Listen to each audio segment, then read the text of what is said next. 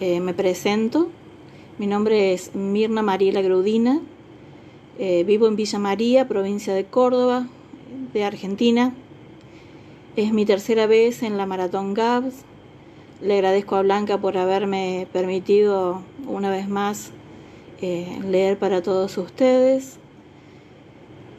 La lectura del maratón, como dije, me ha unido a un montón de personas, me ha hecho compañía. Hemos pasado situaciones muy difíciles, perdimos a una amiga y un poco de solidaridad dentro del grupo hizo de que la lectura fuera un medio de contención.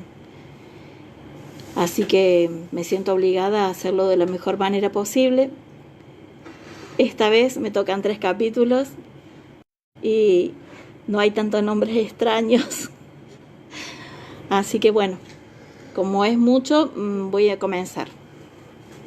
Me toca el final de la primera parte de La Cruz Ardiente, capítulo 55, Deducciones. Cuando por fin la sed y el hambre nos obligaron a abandonar nuestro refugio, pasamos frente al patio de los esclavos, que desviaron prudentemente la vista, aún ocupados en retirar los restos de la fiesta. En el extremo del prado vi a Fedra, que venía del mausoleo con los brazos cargados de platos y tazas abandonadas entre las matas. Tenía la cara tumefacta y los ojos enrojecidos por el dolor, pero no lloraba. Al vernos se detuvo para decir: «La señorita Ho lo busca, amo Jamie». Hablaba sin expresión, como si las palabras tuvieran poco sentido para ella. Tampoco parecía ver nada extraño en nuestra súbita aparición, ni en lo desaliñado de nuestras vestimentas. ¿Así? Jamie se frotó la cara con una mano. «Bien, subiré a verla». Ella se daba la vuelta ya para alejarse cuando Jamie le tocó un hombro. «Lamento tu pérdida, muchacha», dijo en voz baja. Los ojos de Fedra se llenaron de lágrimas, pero no dijo nada. Le hizo una somera reverencia y se fue a la carrera, tan deprisa que un cuchillo rebotó en el césped detrás de ella. Me detuve a recogerlo. El contacto del mango me recordó súbita y vívidamente el acero que había utilizado para abrir el cuerpo de su madre. Por un momento desorientada, yo ya no estuve en el césped ante la casa, sino a los oscuros confines del cobertizo, con el olor a muerte pesado en el aire y la mano granulosa, la prueba del asesinato. Luego la realidad se reajustó. Bandadas de palomas y gorriones cubrían el prado, buscando apaciblemente las migajas al pie de una diosa de mármol reluciente al sol. Jamie decía algo. «Ve a lavarte y a descansar un poco, Sassenach». «¿Qué? No, iré contigo». De pronto, ansiosa, acababa con todo ese asunto y volver a casa. Ya había tenido suficiente vida social por una temporada. Encontramos a Yocasta, a Duncan, a Roger y a Brianna reunidos en la sala de Yocasta, devorando lo que se diría un desayuno muy tardío pero sustancioso. Brianna dirigió una mirada penetrante a la ropa ajada de Jamie, pero continuó sorbiendo su té sin decir nada, con las cejas todavía enarcadas. Ella y Yocasta estaban en bata. Roger y Duncan, aunque vestidos, parecían demacrados y sucios tras la aventura de la noche. Ninguno de los dos se había afeitado. Duncan tenía un gran moretón azul en el costado de la cara, allí donde se había golpeado con la piedra del hogar, pero por lo demás se los veía bien. Supuse que Roger había informado a todos de nuestro tete-a-tete con Philip Wilde y la desaparición de Lucas. Al menos nadie hizo preguntas. Duncan empujó una bandeja de tocino hacia Jamie sin decir palabra.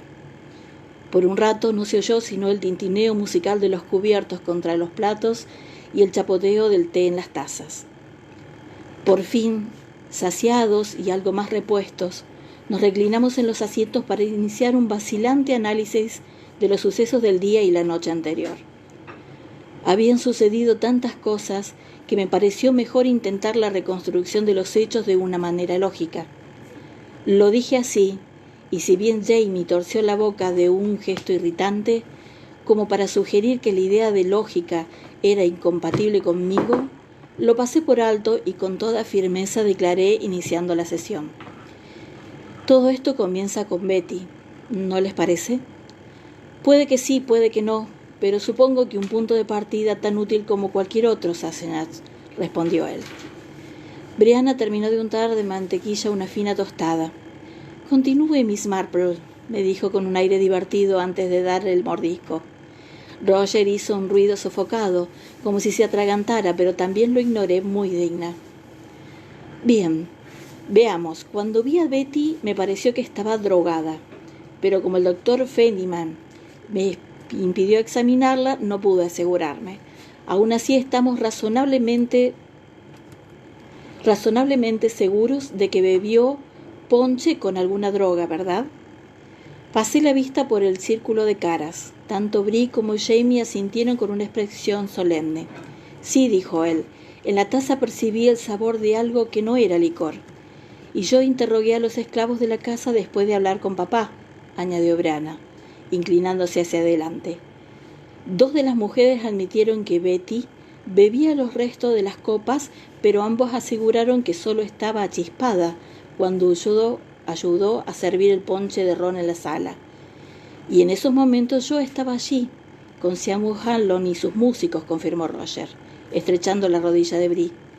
Vi que el propio Ulises preparaba el ponche. ¿Era el primero que preparaba ese día, Ulises? Todas las cabezas se giraron hacia el mayordomo que permanecía tras la silla de Yocasta. Su pulcra peluca y su librea planchada era un reproche silencioso al aire generalizado de desaliño y agotamiento. No, el segundo, especificó. El primero se bebió en el desayuno. Sus ojos, aunque enrojecidos, expresaban atención. El resto de su cara, en cambio, podría haber estado cincelada en granito gris. La casa y los sirvientes se hallaban a su cargo. Era obvio que los acontecimientos recientes se le antojaban un bochornoso reproche personal. Bien. Roger se frotó la barba crecida. Quizás se había echado una siesta tras la confrontación con Wiley, pero no lo parecía. Por mi parte, no reparé en Betty, pero si ella hubiese estado borracha en algún momento, yo no habría dejado de percatarme, y tampoco Ulises. Miró por encima del hombro en busca de confirmación, y el mayordomo asintió de mala gana. El teniente Wolf sí que estaba borracho, continuó. Todo el mundo comentó que estaba demasiado borracho temprano para alguien que estuviera en ese estado. Yocasta soltó una exclamación grosera. Duncan bajó la cabeza para disimular una sonrisa y Jamie resumió. El hecho es que la segunda ronda de ponche se sirvió justo después del mediodía. Apenas una hora más tarde encontré a esa mujer tendida de espaldas en el estiércol, apestando a la bebida y con una taza de ponche a su lado. No digo que sea imposible, pero habría que apresurarse para decir que embriagarse de ese modo en tan poco tiempo debe haber sido algo extraordinario, sobre todo bebiendo solo restos. Es de suponer que en realidad estaba drogada, dije. La sustancia probable sería el láudano. ¿Habría láudano en la casa? Yocasta comprendió que la pregunta estaba dirigida a ella y se irguió en la silla. Parecía muy repuesta de lo acontecido la noche anterior. Oh, sí, pero eso no significa nada, objetó. Cualquiera pudo haber traído un poco, no es tan difícil de obtener si se puede pagar. Sé de 2 mujeres entre los invitados presentes que lo consumen con regularidad. Me atrevería a decir que ellas debieron de traer un poco. Me había encantado saber cuáles eran aquellas adictas al opio y cómo lo sabía Yocasta, pero descarté ese punto para pasar al siguiente. Entonces, cualquiera que fuese la procedencia del láudano, al parecer acabó dentro de Betty. Me volví hacia Jamie. Dijiste que cuando la encontraste así, se te ocurrió que podía haber tomado una droga o un veneno destinado a otra persona. Él asintió muy atento. Sí, pues no sé por qué nadie quería matar a alguien o indisponer a una esclava. No sé por qué, pero alguien la mató, interrumpió Brianna cortante con la voz. No veo cómo pudo ingerir cristal molido que iba destinado a otra persona. No me metas prisa, estoy tratando de ser lógica. Dirigí una mirada ceñuda a Bree, quien hizo un ruido tan grosero como el de Yocasta, aunque no tan audible. No creo que pudiera ingerir por accidente, pero no sé cuándo lo tomaría. Casi con seguridad fue después de que el doctor Feynman lo examinara por primera vez. Si Betty hubiera ingerido el cristal antes, los eméticos y purgantes de Feynman le hubiesen provocado una gran hemorragia, como en realidad sucedió cuando él volvió a atender sus molestias internas hacia allá el amanecer. «Creo que tienes razón», le dije a Brianna, «pero solo por seguir un orden. Cuando saliste a recorrer los jardines, Roger, ¿encontraste algún invitado que pareciera drogado?» Él negó, ceñudo, como si el sol le molestara. Posiblemente le dolía la cabeza. Dentro de mi propio cráneo la sensación algodonosa se había convertido en un martilleo. «No», dijo, y se clavó un nudillo entre las cejas. Había unos 20 individuos que empezaban a tambalear un poco, pero todas parecían legítimamente ebrios. «¿Y el teniente Wolf?», preguntó Duncan, para sorpresa de todos. Al ver que todas las miradas iban hacia él, se ruborizó un poco, pero insistió. Asmerovich dijo que el hombre estaba borracho como una cuba cuando pasó por la sala. ¿Pudo beber la mitad del láudano o lo que fuera y dar el resto a la esclava? «No lo sé», dije dubitativa. «Si había alguien capaz de intoxicarse en el curso de una hora exclusivamente por consumo de alcohol, es...». Cuando fui a observar a los invitados, el teniente estaba apoyado contra el muro del mausoleo con una botella en el puño, dijo Roger. Decía incoherencias, pero aún seguía consciente. «Sí, más tarde cayó entre las matas», intervino Jimmy como si dudara. «Lo vi por la tarde, pero estaba simplemente ebrio, no como la esclava». «No obstante, los tiempos concuerdan», observé. «Por lo menos es posible». «¿Vio a alguien al teniente ya más avanzado el día?» «Sí», dijo Ulises, haciendo que todos se volvieran otra vez hacia él. Entró en la casa durante la cena y me pidió que le consiguiera de inmediato una barca. Se fue por el agua, todavía muy ebrio, añadió con exactitud, pero lúcido. Y Yocasta murmuró por lo bajo. «Lúcido». Se masajeó las sienes con los dedos. Era obvio que ella también le dolía la cabeza. «Supongo que eso descarta al teniente como sospechoso, o el hecho de que partiera tan de repente es sospechoso por sí solo». Brianna, que parecía la única entre los presentes a quien no le dolía la cabeza, echó varios terrones de azúcar a su té y revolvió con ganas.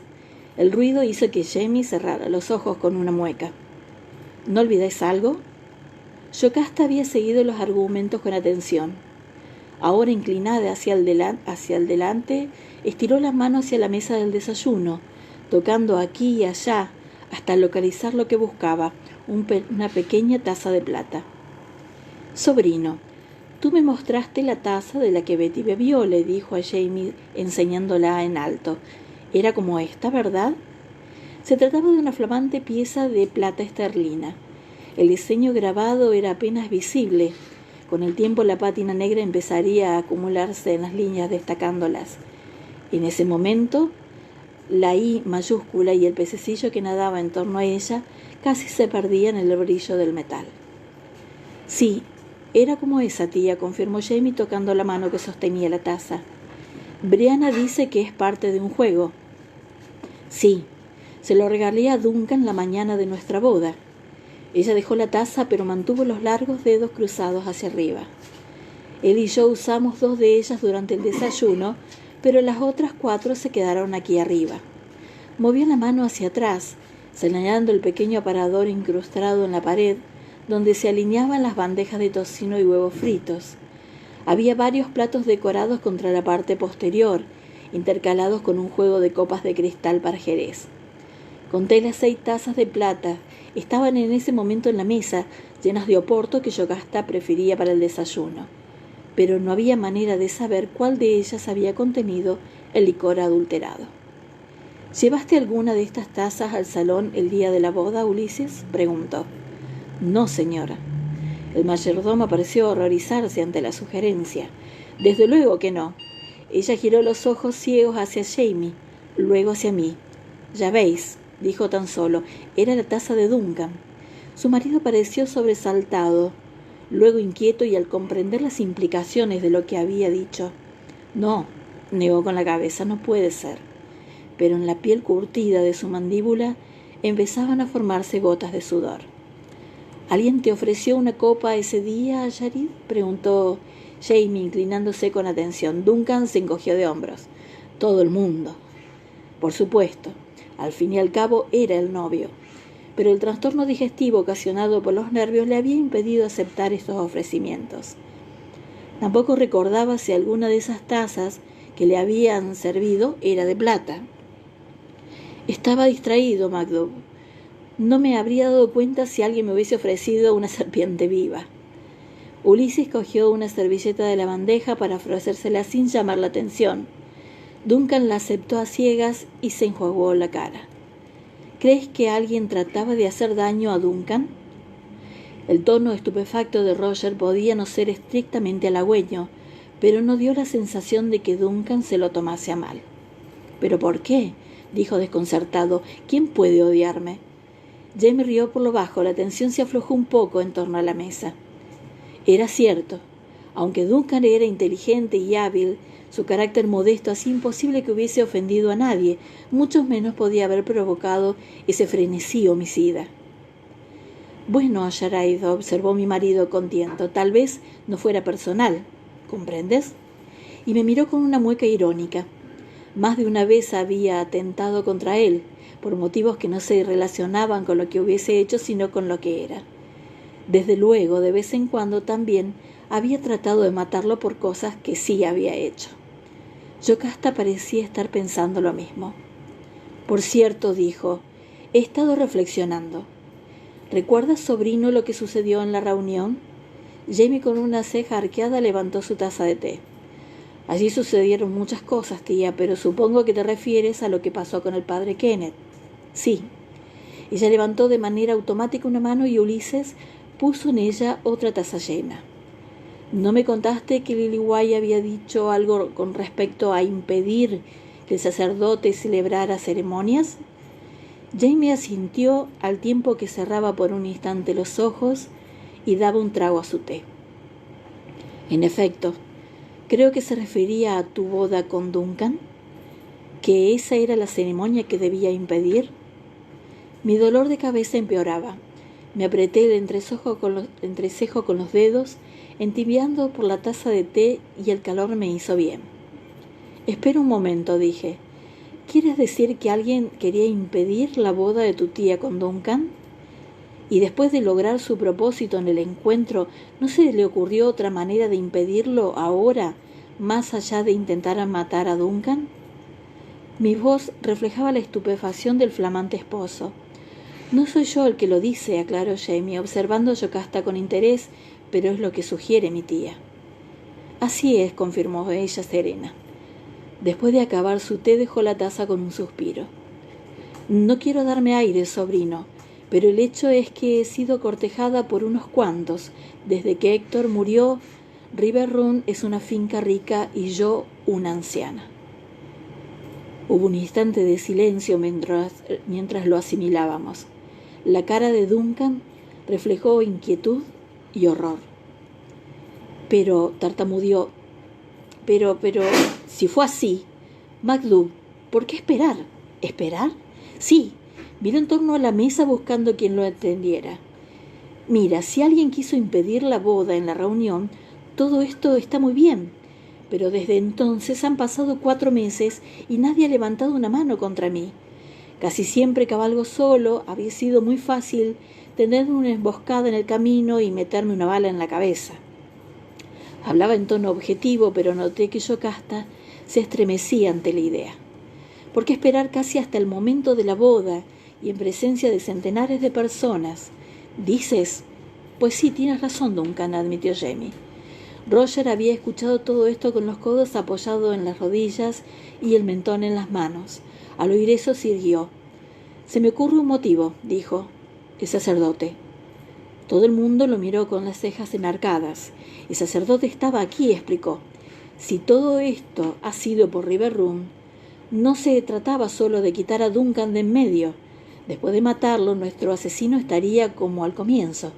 Yocasta no se ha casado con Duncan, pero tampoco con él, y no hay manera de obligarla. Roger levantó un dedo. Pero si todo está listo para celebrar una ceremonia privada con el sacerdote aquí, resulta simple. Mata a Duncan, de un modo que pueda pasar por suicidio o accidente. Luego invade las habitaciones de Yocasta y lo obliga al cura a consagrar el matrimonio a punta de pistola. Como los sirvientes y los invitados están pendientes de Duncan, nadie interviene ni se opone. El hecho está a mano, señaló la gran cama de dosel visible por la puerta que comunicaba la alcoba. Lleva a Yocasta allí y consuma el matrimonio por la fuerza, y el individuo ya es tu tío. Llegado a ese punto, Roger vio que Yocasta se había quedado boquiabierta y Duncan estupefacto. Solo entonces cayó en la cuenta de que esta no era solo una interesante proposición académica. Quiero decir, carraspeó con la cara roja. Hay quienes lo han hecho. Jamie también carraspeó, era cierto. Su propio abuelo, hombre de malas intenciones, había iniciado su ascenso a la sociedad al desposar por la fuerza y poseer en el acto a la anciana Lady Lovat, rica y viuda. ¿Qué? Brianna miró a Roger a todas luces horrorizada. Pero qué cosa tan... ¿No podrían salirse con la suya? Creo que sí, dijo él casi como pidiendo disculpas. Mira, preciosa, cuando se trata de mujeres, poseerla es mucho más que las 9/10 partes de la ley. Si te casas con una mujer y te acuestas con ella, la mujer y todos sus bienes te pertenecen, lo quiera ella o no. Si no tienes un familiar varón que proteste, no es probable que los tribunales actúen. Pero ella tiene un familiar varón. Brianna señaló a su padre, quien tenía una protesta que ofrecer, pero no en el sentido que ella esperaba. Claro que sí, pero los testigos, objetó. No puede hacer algo así sin que alguien atestigue la validez del matrimonio. Carraspeó otra vez y Ulises echó mano de la tetera. Simón el Viejo había tenido testigos, 2 de sus amigos y las 2 sirvientas de la viuda, una de las cuales llegó a ser más adelante la abuela de Jamie, aunque esta transacción, según creía, había requerido menos fuerza. No veo la dificultad, observé sacudiendo las migas del pecho. Obviamente esta operación no es obra de un solo hombre. Quien quiera que sea el aspirante a novio, recordad que no sabemos si existe, pero supongamos que sí, quien quiera que sea, si existe, tiene cómplices. Sin duda, Randall Leibowitz para empezar. Que no está aquí, me recordó Jamie. Eso es cierto, admití. Aún así, el principio es válido. Sí, insistió Roger. Y si él existe, el principal sospechoso del teniente Wolf, ¿no? Todo el mundo sabe que más de una vez intentó casarse con Yocasta y él sí que estaba aquí.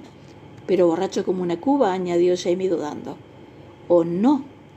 Como ya he dicho, a Seamus y a sus muchachos les sorprendió que alguien pudiera estar tan ebrio a hora tan temprana. Si hubiera sido una patraña, Roger paseó la mirada por la mesa con una ceja arqueada. Si fingía estar borracho perdido, nadie le prestaría atención ni lo consideraría sospechoso más tarde.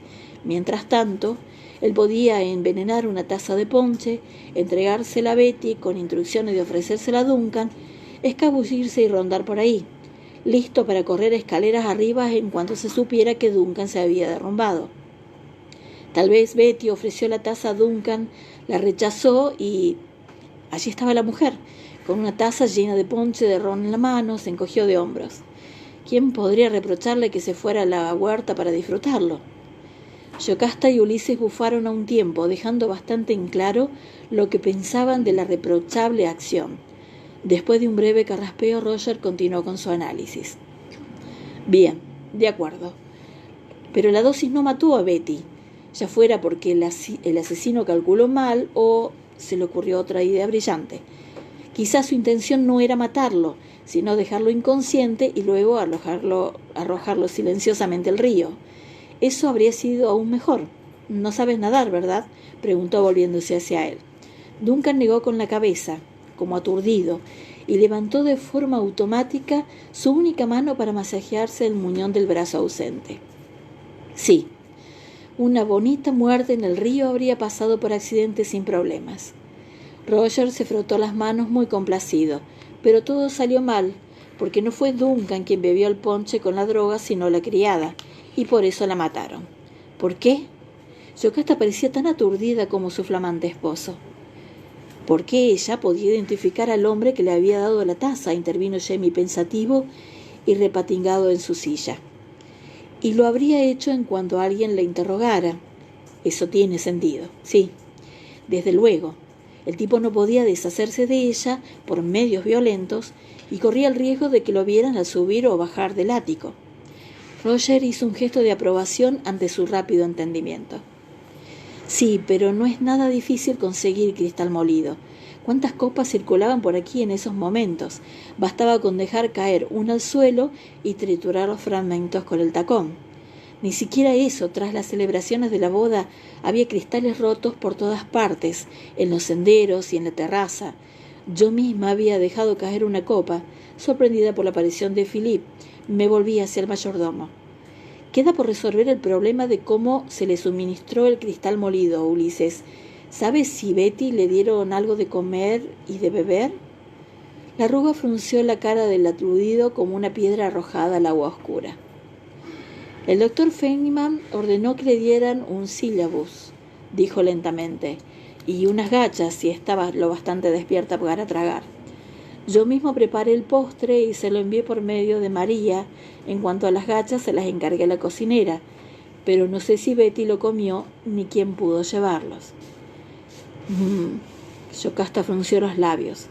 La cocina debe ser una locura y con tanta gente por todas partes, podemos preguntar a María y a los otros, pero no me sorprendería que no recordaran siquiera haber llevado los platos, mucho menos que alguien alterara el contenido. Bastaría con un momento, ¿no? Distraes a la muchacha, echas el cristal.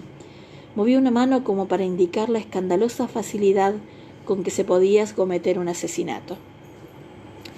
O quizás alguien subió al ático bajo el pretexto de ver cómo estaba y le dio algo para beber con el cristal dentro, sugerí. Un sílabub es un vehículo perfecto. Había quienes iban y venían, pero Betty estuvo sola a ratos largos entre la visita del doctor Feynman y el momento en que las otras esclavas subieron a acostarse. Alguien pudo perfectamente subir sin que lo vieran. Muy bien, inspector Lestrade, dijo Brianna a Roger. Sotto voce. Pero no hay pruebas, ¿verdad? Yocasta y Duncan se habían sentado juntos, rígidos como un par de jarras, y ponían cuidado de no mirarse. Ante eso, ella suspiró profunda y audiblemente en un obvio intento de relajarse. Es cierto, dijo, no hay pruebas. ¿Recuerdas que Betty te ofreciera una taza de ponche a Adwin? Por un momento Duncan se mesó con furia el mostacho, concentrándose, pero luego negó con la cabeza. Es posible, pero también es posible que no. Pues bien, todo el mundo guardó silencio un momento mientras Ulises caminaba sin hacer ruido alrededor de la mesa retirando las cosas. Por fin Jamie lanzó un profundo suspiro y se incorporó. Bueno, he aquí lo que sucedió anoche. Todos estamos de acuerdo en que el irlandés que entró en tu alcoba, tía, era Stephen Bonnet. A Brianna le tembló la mano y la taza de té cayó sobre la mesa. ¿Quién?, preguntó con voz ronca. ¿Stephen Bonnet?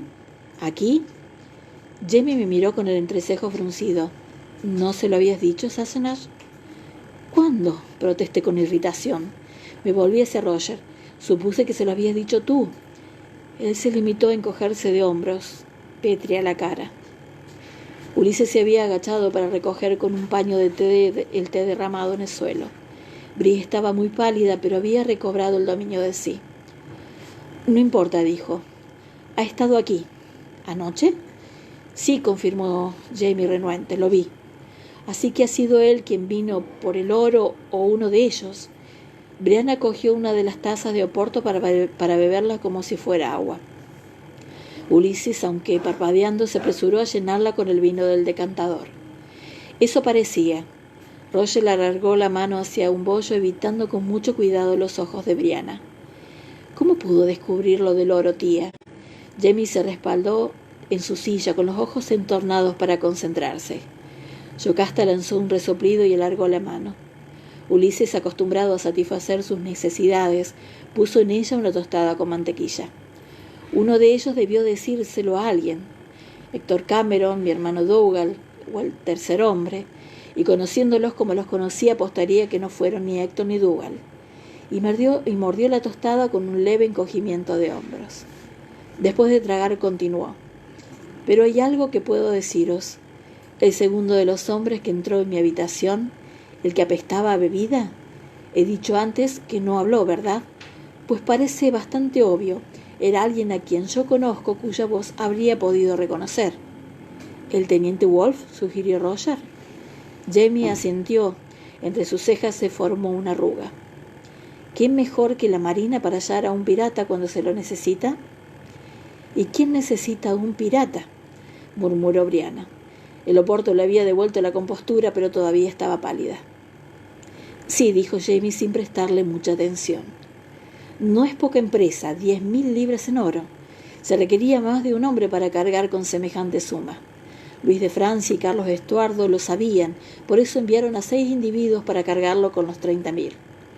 Si alguien se había enterado de su existencia, no era extraño que hubiera encontrado la ayuda de Stephen Bonnet, conocido pirata y contrabandista, que no solo tenía los medios para transportar el oro, sino también contactos para venderlo. Un bote, dije despacio. El teniente partió en un bote durante la cena.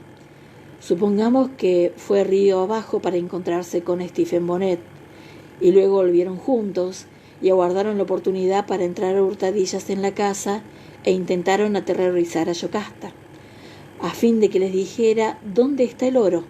Jamie asintió. Podría ser, sí. Hace años que el teniente hace negocios aquí. ¿Es posible, tía, que viera algo o sospechase de ese oro estaba aquí? Dijiste que Héctor tenía 3 barras. ¿Queda algo de eso? Yocasta apretó los labios, pero después de un momento asintió de mala gana. Se empecinaba en tener un trozo en su escritorio como pisapapeles. Sí, Wolf pudo haberlo visto, pero ¿cómo pudo saber qué era? Puede que en el momento no lo supiera, sugirió Brianna, pero más tarde supo lo del oro francés y sumó 2 más 2. Ante eso hubo un murmullo de asentimiento. Como teoría funcionaba bien. Lo que yo no veía era la manera de probarlo y así lo dije. Jamie se encogió de hombros y se chupó un nudillo donde tenía un poco de mermelada. No creo que lo importante sea probarlo, sino saber lo que puede suceder ahora. Y miró directamente a Duncan. Regresarán a Yarid, dijo con serenidad. Lo sabes, ¿verdad? Duncan asintió, parecía desdichado pero decidido. Lo sé, sí. Alargó una mano para coger la de Yocasta. Era el primer gesto de ese tipo que yo le veía hacer. Nos encontrarán preparados, MacDo. Jamie asintió lentamente. Debo partir, Duncan. La siembra no puede esperar, pero pondré sobre aviso a todos mis conocidos para que vigilen como puedan al teniente Wolf. Yocasta guardaba silencio, inmóvil su mano en la de Duncan, pero al oír esto se irguió sobre su espalda. ¿Y el irlandés?, preguntó. Con la otra mano se frotaba con suavidad la rodilla, presionándola con el canto de la mano cortado por el puñal. Jamie intercambió una mirada con Duncan, luego otra conmigo. Regresará, dijo con voz cargada de sombría certeza. Yo estaba mirando a Brianna cuando lo dijo. Su rostro permaneció sereno, pero como soy su madre, vi el miedo que se movía en sus ojos, como una serpiente en el agua. Stephen Bonnet, lo pensé con un vuelco en el corazón, ya había regresado. Al día siguiente partimos hacia las montañas. Cuando apenas habíamos recorrido unos 8 kilómetros, oí el ruido de cascos en el camino. Detrás de nosotros, entre el verde primaveral de los castaños, divisé un destello escarlata. Era el mayor MacDonald. El deleite que expresaba su rostro me dijo todo lo que necesitaba saber. Oh, por todos los diablos, dije. La nota traía el sello de Tryon y de un color tan rojo sangre como la chaqueta del mayor. Esta mañana he estado en Green Knox, explicó el mayor, sofrenando el animal mientras Jamie rompía el sello. Puesto que venía hacia aquí, me he ofrecido para traerlo. Ya conocía el contenido de la nota. Farquhar Campbell me había dicho que había abierto la suya. Observé la expresión de Jamie mientras leía. No cambió. Al terminar de leerla me la entregó. 19 de marzo de 1771. A los oficiales comandantes de la milicia. Señores, en el día de ayer determiné con el consentimiento del Consejo de Su Majestad marchar con un cuerpo de regimientos milicianos hacia los asentamientos de los insurgentes a fin de reducirlos a la obediencia, pues con sus actos y declaraciones rebeldes han desafiado al gobierno e interrumpido el curso de la justicia, obstruyendo, desordenando y cerrando los tribunales de la ley. Puesto que algunos de sus requerimientos pueden desempeñar una parte en el honor de prestar al país este importante servicio, les requiero que escojan entre ustedes a 30 hombres que se incorporarán al cuerpo de mis fuerzas en esta empresa. No existe intención de movilizar estas tropas ante el 20º día del próximo mes, antes de lo cual se lo informará a ustedes de la fecha en que deban reunir a sus hombres, al tiempo de la marcha y el camino que deben seguir. Se recomienda como deber cristiano que incumbe a todos los plantadores que permanezcan en sus hogares, que cuiden y auxilien hasta donde les sea posible a la familia de aquellos hombres que prestarán este servicio, a fin de que ni sus familiares ni sus plantaciones se perjudiquen mientras ellos están aplicados a un servicio que concierne al interés de todos. Para los gastos ordenados en esta expedición, extenderé garantías impresas a la orden de los portadores, garantías que se tomarán negociables hasta que el Tesoro pueda pagarlas con los fondos contingentes en caso de que no haya en el Tesoro dinero suficiente para responder a los servicios necesarios de esta expedición. Su seguro servidor, William Triago. ¿Lo sabría ya Hermon Husband y James Hunter? ¿Lo sabrían cuando abandonaron River Run? Supuse que sí. ¿Y el mayor? Desde luego. Iba ahora a New Bern para ofrecer sus servicios al gobernador. Sus botas estaban cubiertas por el polvo de la cabalgata, pero la empuñadura de su espada relumbraba al sol. Maldita sea, me cago en la leche, joder, maldije otra vez con énfasis. El mayor McDonald parpadeó. Jamie me echó un vistazo contrayendo la comisura de la boca. Bueno, dijo, queda casi un mes, justo el tiempo que necesito para sembrar la cebada. Segunda parte, la guerra de la regulación. Capítulo 56. Y combatirlos diciendo que tenían hombre suficiente para matarlos, podemos matarlos. Declaración de Whitewell Avery, testigo. Carolina del Norte, condado de McClure. Whitesteel Avery atestiguó y dijo que el día 6 de marzo, alrededor de las 9 o 10 de la mañana, el declarante se encontraba en la actual residencia de cierto Hudgins, quien vive en el extremo inferior de la Isla Larga, y que el declarante vio a 30 o 40 de esas personas que se autodenominaban reguladores, y que fue entonces arrestado y hecho prisionero por uno de ellos. Este dijo llamarse Mawiston en nombre de todos los demás, y que poco después un tal James Graham o Grimes habló al declararse con estas palabras: usted es ahora prisionero y no debe ir a lugar alguno sin alguien que lo vigile, a lo cual añadió inmediatamente que mientras no se aparte de su vigilancia no sufrirá ningún daño.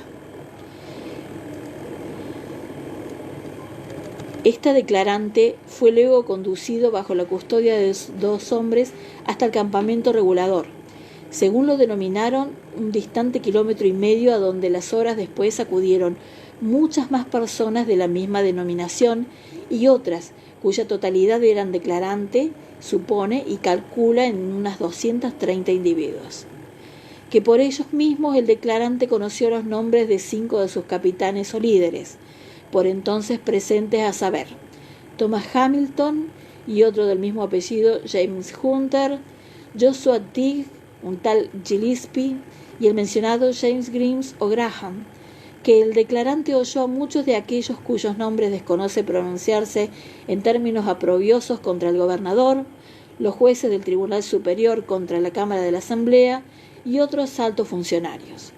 Mientras la multitud circundante pronunciaba palabras aún más aprobiosas, El mencionado Thomas Hamilton se irguió en el centro y pronunció frases del siguiente tenor, mientras la multitud asentía y afirmaba la verdad de lo dicho. ¿Qué derecho tiene Maurice Moore a ser juez? Él no es juez, no fue nombrado por el rey, como tampoco Henderson. Ninguno de ellos tiene tribunal. La asamblea ha hecho una ley de desmanes y la gente está más enfurecida que nunca. Fue lo mejor que pudo hacerse por el país, pues ahora nos veremos obligados a matar a todos los escribientes y abogados, y los mataremos, y que me lleve el diablo si no se los ejecuta. Si no hubiera hecho esa ley, podríamos haber dejado a algunos con vida. ¿Una ley de desmanes? Nunca hubo semejante ley en Inglaterra ni en país alguno salvo en Francia. La trajeron de Francia y traerán también la Inquisición. Muchos de ellos decían que el gobernador era amigo de los abogados y que la asamblea había arruinado a los reguladores al hacer leyes por dinero. Encerraron a Husband en la cárcel para que no pudiera ver sus pícaros procedimientos, y luego el gobernador y la asamblea hicieron las leyes que los abogados requerían. El gobierno era amigo de los abogados lo manejaban todo. Nombran a jueces de paz débiles e ignorantes para su propio beneficio. No debería haber abogados en la provincia, decían entre maldiciones. Fanning fue proscripto el 22 de marzo y cualquier regulador que lo viera a partir de entonces debía matarlo. Algunos decían que no esperaría tanto. Querían verlo y juraban matarlo antes de regresar si lo encontraban en Salisbury. Algunos deseaban encontrar al juez Moore de Salisbury para azotarlo y otros para matarlo. Un tal Robert Thompson dijo que Maurice Moore era perjuro y le aplicó nombres aprobiosos como bandido, tunante, villano, canalla, etc., y otras que asentían. Cuando llegó la noticia de que el capitán Rutherford, a la cabeza de su compañía, desfilaba por las calles de Salisbury, este declarante oyó que varios de ellos insistían pertinazmente para que todo el cuerpo de reguladores allí presente marchara a Salisbury con sus armas y combatiera, diciendo que tenían hombre suficiente para matarlos. Podemos matarlos, ya le enseñaremos a no oponerse a nosotros. Presto juramento y suscribe lo antecedente, el 8º día de marzo de 1771, ante mí que doy fe, firmado Wilbury Avery, testigo William Harris, juez de paz. Vaya carta. William Tryon, el general Thomas Gage, Carolina del Norte, New Bern, 19 de marzo de 1771.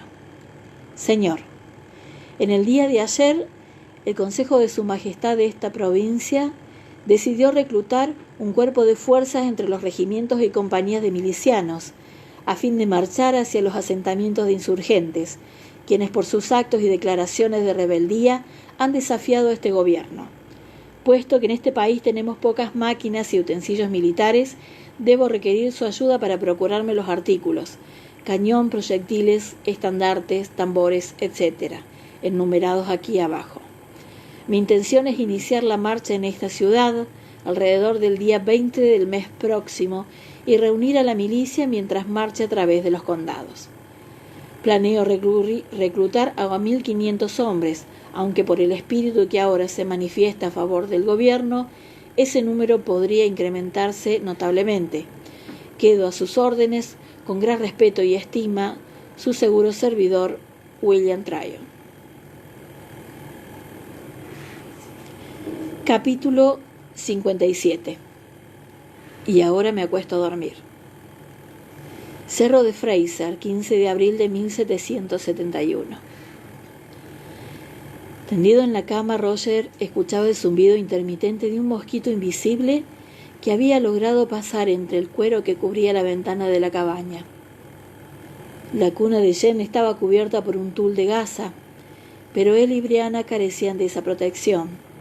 Si esa bestia maldita se le posaba encima, ya le haría saber lo que era bueno. Sin embargo, el mosquito parecía circular incansablemente por encima de la cama. De cuando en cuando descendía en picada para provocarlo con diminutas canciones junto a su oído.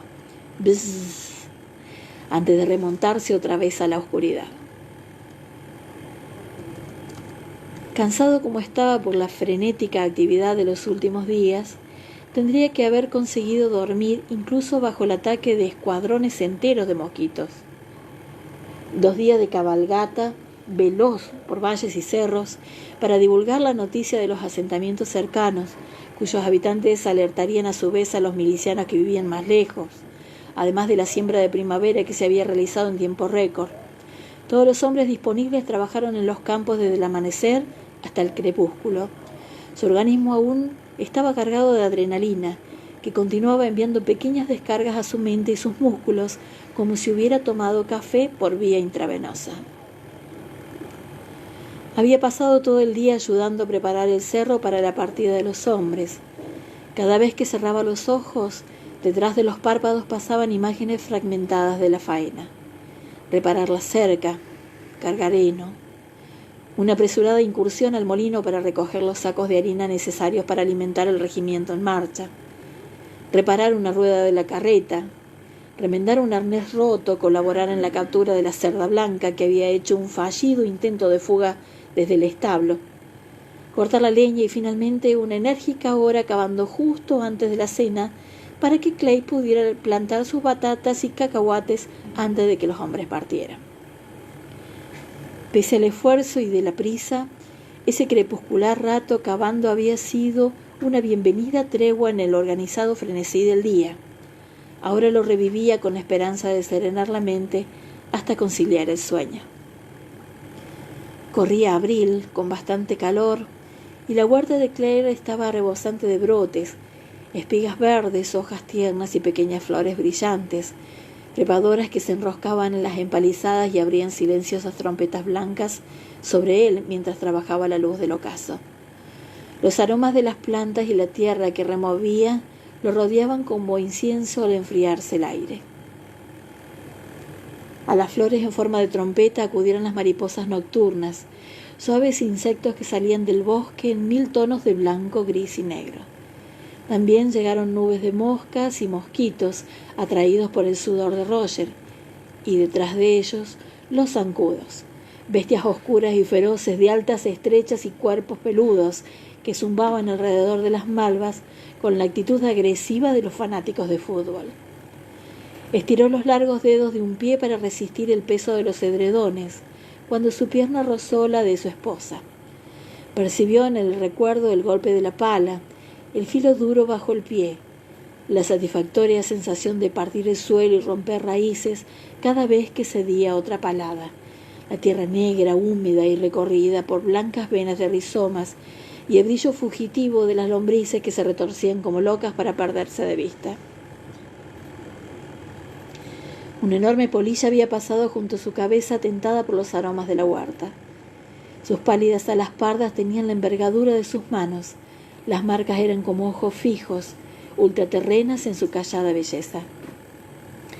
Quien hace un jardín, trabaja con Dios.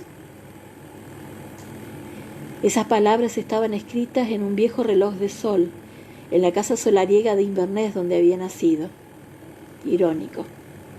Si se tenía en cuenta que el reverendo no contaba con el tiempo ni el talento como para la jardinería. Aquella era una selva de césped sin cortar y vetuscos rosales que se habían hecho silvestres. La idea le hizo sonreír. Mentalmente dio las buenas noches a la sombra del reverendo. Buenas noches, papá. Que Dios te bendiga. Mucho tiempo atrás había perdido el hábito de dar así las buenas noches a una breve lista de parientes y amigos, resaca de una niñez en que las oraciones nocturnas terminaban con la habitual enumeración. Dios bendiga a la abuelita, al abuelo Guy, que está en el cielo, y a mi gran amigo Peter, y a Lillian, la perra, y el gato del tendero. Llevaba años sin hacerlo, pero el recuerdo de la paz que le brindaba ese pequeño rito lo indujo a redactar una lista nueva. Parecía mejor que contar ovejas, y más que dormir deseaba aquella paz que recordaba. Buenas noches, señora Graham, pensó, y sonrió para sus adentros mientras evocaba una vívida imagen de la vieja ama de llave del reverendo, salpicando de agua una plancha caliente para ver si las gotas bailaban. Dios la bendiga. el reverendo, la señora Graham, su nieta Fiona y Ernie, el esposo de la nieta, sus padres, aunque ese era un saludo pro forma a dos siluetas sin rostro. Claire en la casa grande y tras una leve vacilación, Jamie. Luego su pequeña familia. Se enterneció al pensar en ellos. Buenas noches, pequeñín, pensó, volviendo la cabeza hacia la cuna. Dios te bendiga. Y a Brianna. Volvió la cabeza hacia el otro lado y abrió los ojos para ver el óvalo oscuro de su cara dormida en la almohada a 2 palmos de él. Tratando de no hacer ruido, se tendió sobre un costado para observarla. Como partirían temprano por la mañana, habían dejado que el fuego se apagara. La habitación estaba tan oscura que solo podía ver las tenues marcas de los labios y las cejas. Brianna nunca se desvelaba. Se tendía de espaldas con un suspiro de contento. Bien estirada, con 3 respiraciones profundas, se apagaba como una luz. Tal vez era el agotamiento, tal vez solo la bendición de una buena salud y una conciencia limpia. Pero a veces él pensaba que era por el gran deseo de escapar a ese paisaje de sueños privados, ese lugar donde vagaba libre al volante de su coche con el pelo flameando al viento. Con el suave calor de su respiración en la cara se preguntó qué estaría soñando en esos momentos. Anoche soñé que hacía el amor con Roger, arrullado por su propia letanía. Empezaba a derivar hacia el sueño cuando el recuerdo de esa anotación lo trajo de nuevo a la vigilia. Aún le dolía, por mucho que se hubiese esforzado por desecharlo, que no estuviera soñando algo así en ese momento, después del rato que le había brindado. Cerró otra vez los ojos, concentrándose en el ritmo regular de su respiración. Tenía la frente de Brianna a pocos centímetros de la suya. ¿No podría captar el eco de sus sueños a través de los huesos de su cráneo? Pero lo que sentía era el eco de su carne, las reverberaciones de la despedida con todas sus dudas y sus placeres. Ella y el niño también partirían por la mañana. El equipaje de ambos estaba listo junto a su propio altillo, junto a la puerta. El señor Wyners lo llevaría con el carruaje a Hillsborough, donde ella estaría presumiblemente fuera de peligro y provechosamente entretenida en pintar el retrato de la señora Sherston. Ten mucho cuidado, le había dicho Roger por 3ª vez en esa velada. Hollingsworth estaba en pleno centro del territorio de los reguladores y él tenía considerable duda en cuanto a ese viaje, pero Brianna había desechado sus preocupaciones, desdeñando la idea de que ella o Jen pudieran correr peligro. Probablemente estaba en lo cierto, sin embargo, él tenía la sospecha de que aún habiendo peligro, habría actuado igual. Estaba tan entusiasmada por ese condenado encargo que era capaz de cruzar a pie entre turbas armadas para llegar. Ella canturreaba para sus adentros: Los Landmont nada menos, o ve por el camino alto que yo iré por el bajo y llegaré a Escocia antes que tú.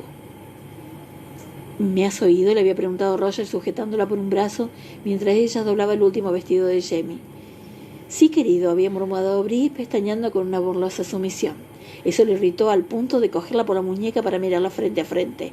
Hablo en serio, le había dicho mientras la miraba a los ojos ya bien abiertos, pero con un dejo de burla aún brillando en los triángulos azules. Le había apretado la muñeca con más fuerza. Alta y fuerte como era, sus huesos parecían delicados, casi frágiles. De pronto lo había imaginado bajo la piel, pómulos anchos y altos, el cráneo curvo y largos dientes blancos. Era demasiado fácil imaginar esos dientes expuestos hasta la raíz en un rictus severo y permanente. Entonces la había estrechado contra sí con súbita violencia, para besarla con tanta fuerza que había sentido sus dientes contra los propios, sin importarle que alguno de los dos pudiera salir magullado. Brie llevaba puesta la camisola de él. Él no se había molestado en quitársela y simplemente la había arrojado de espaldas a la cama y había recogido la prenda por encima de sus muslos. Ella había alzado las manos, pero Roger no se dejó tocar. Comenzó por inmovilizarle los brazos, luego lo hundió en el hueco del colchón con el peso de su propio cuerpo para triturar, manosear y buscar ese consuelo en la delgada capa de carne que separaban sus huesos de los propios. Lo hicieron en silencio. conscientes a medias de que el niño dormía a poca distancia. No obstante, en algún momento el cuerpo de Brianna había respondido de manera profunda y sorprendente que iban más allá de las palabras. «Lo digo en serio», había repetido momentos después, en voz baja, hablando a la maraña de cabellos rojos. Estaba tendido sobre ella, la aprisionaba entre los brazos para que no se moviera. Bri había hecho un movimiento convulso y él la había sujetado con fuerza. Ella había suspirado. Entonces Roger sintió que le hundía suavemente los dientes debajo de la clavícula. Lo mordía, pero sin brusquedad, con un mordisco lento como de succión que lo había arrancado una exclamación y había logrado que se apartara. «Lo sé», había dicho ella, y había liberado los brazos para rodearle la espalda, estrechándolo contra su húmeda y tibia suavidad. «Yo también lo digo en serio». «¿Y era eso lo que querías?», le susurró muy quedo para no despertarla. El calor de su cuerpo atravesaba las mantas y estaba profundamente dormida. Si eso no era lo que deseaba, ¿qué era exactamente?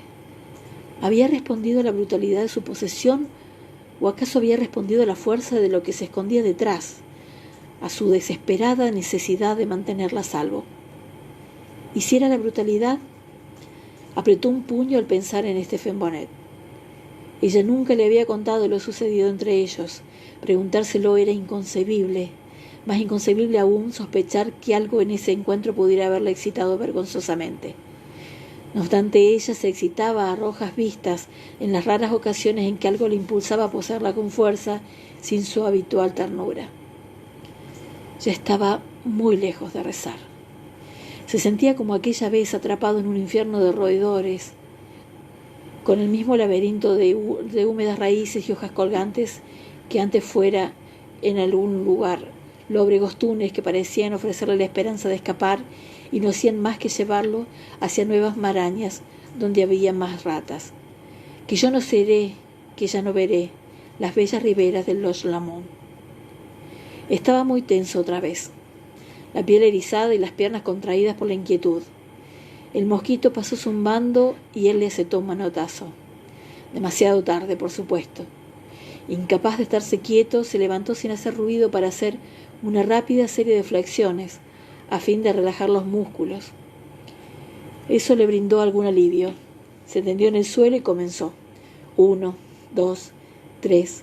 Contaba en silencio para no hacer descender hacia las tablas del suelo. 4. Se concentraba solo en el creciente ardor de los brazos, los hombros y los pechos, en la sedante monotonía de la cuenta. 26, 27, 28. Por fin se levantó, con los músculos trémulos del pasajero agotamiento, y se acercó a la ventana para desclavar el cuero. Así, desnudo, dejó que el aire húmedo de la noche corriera sobre él. Era probable que entraran más mosquitos, pero también podían salir el que estaba adentro. El claro de la luna plateada, el bosque, un tenue resplandor de fuego, en su corazón oscurecido delataba la presencia de los milicianos que acampaban por allí.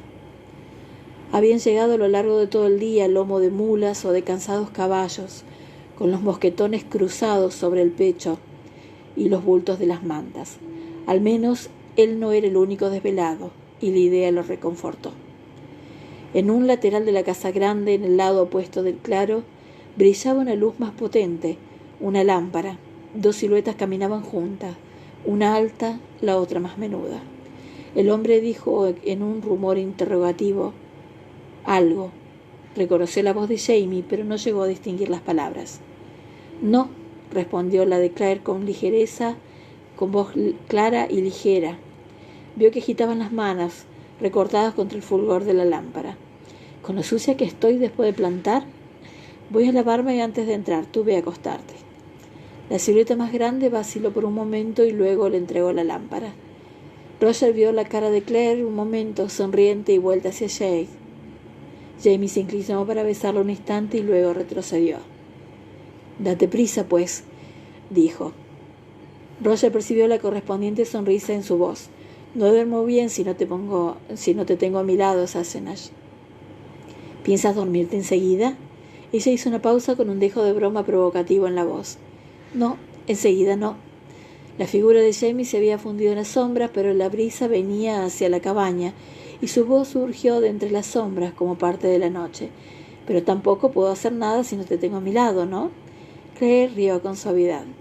Comienza sin mí, dijo volviéndose hacia el pozo. Ya te alcanzaré. Roger aguardó junto a la ventana hasta verla regresar, balanceando la lámpara al caminar deprisa. Ella entró. La brisa había cambiado y ya no se oían los hombres en el bosque, aunque la fogata seguía encendida. Él miró hacia el bosque. Su piel ya estaba fresca y el pelo del pecho se le erizó. Al frotarlo, distraído, tocó el sitio dolorido del mordisco.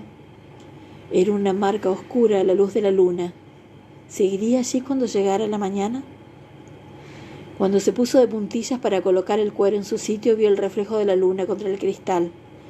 Junto a la ventana, en un estante, Brian había colocado su pequeña colección de objetos personales. El par de penetras de carey que le había regalado Yocasta, un brazalete de plata.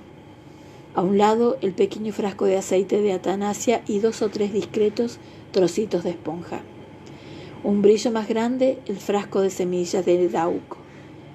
Esa noche no había tenido tiempo de aplicarse el aceite de Atanasia, pero Roger había apostado la vida que en algún momento de la jornada había tomado las semillas. Después de clavar el cuero, volvió a la cama. Al pasar junto a la cuna, se detuvo para acercar una mano, buscando la respiración del bebé a través del tul. Tibia y tranquilizadora contra su piel, Jem se había destapado. Roger levantó el tul para arroparlo a tientas y le ciñó las mantas con firmeza. Había algo blando, sí, el muñeco de trapo. El bebé lo tenía apretado contra el pecho. Roger lo puso la mano en la espalda durante un instante para sentir el sedante ir y venir de su respiración. «Buenas noches, pequeñín», susurró por fin tocando el pequeño y blando trasero. «Dios te bendiga y te proteja». Bueno, chicas, terminaron los 3 capítulos. Espero se haya entendido, se haya escuchado bien. Y nos veremos mañana para proseguir con la lectura de La Cruz Ardiente. Chao y muchas gracias. Saludos desde Villa María.